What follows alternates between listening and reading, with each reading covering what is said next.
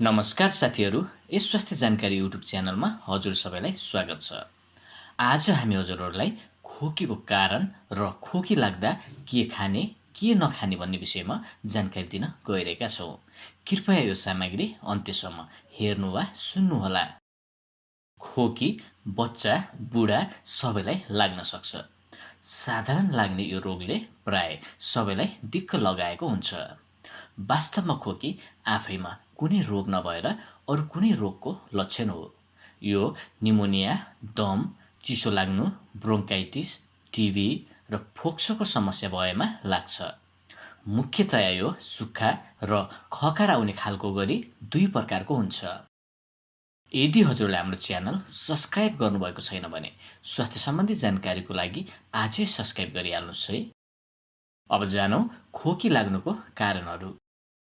खोकी लाग्नुको प्रमुख कारणमा घाँटी वा फोक्सोको भित्री भागमा इन्फेक्सन हुनु, सास फेर्ने सानो नलीमा उत्तेजना पैदा हुनु, कीटाणुको संक्रमण, धुवाँ या धुलोको कारणले गर्दा एलर्जी हुनु। अब जानौँ खोकी भएको बेला के खाने।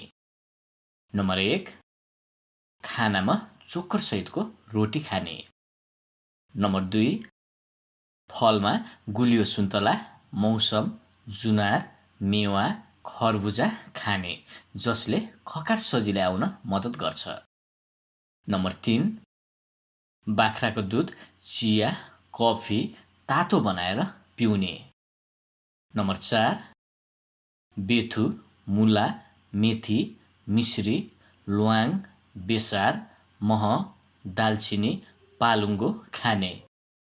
नम्बर 5, तिर्खा लाग्दा सेलाएको तर उमालेको पानी खाने।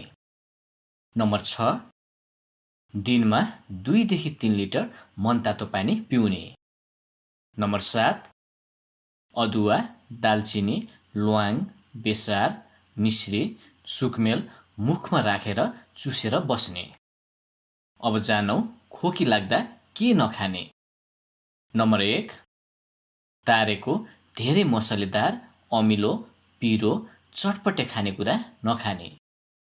नम्बर 2, चिसो खानेकुरा जस्तै शरबत, आइसक्रिम नखाने। नम्बर 3, खानामा भात नखाने र धेरै मिठाई नखाने। नम्बर 4, फ्रिजको चिसो पानी नखाने र एसी वा कुलरको हावामा नबस्ने। साथीहरू, यो भिडियो हेरेर साथ दिनुभएकोमा धेरै धेरै धन्यवाद छ। यो भिडियोलाई आफ्ना साथीभाइ तथा आफन्तहरूलाई सेयर भने अवश्य गर्नुहोला, ताकि उहाँलाई पनि यो जानकारीका बारेमा थाहा हुन सकोस्।